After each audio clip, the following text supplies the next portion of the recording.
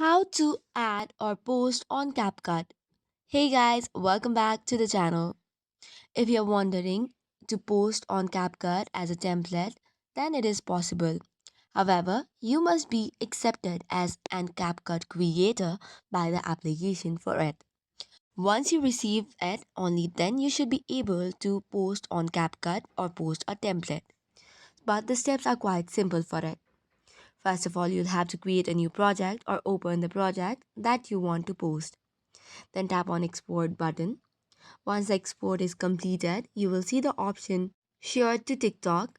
Alongside it or just below, you must see the option post on CapCut.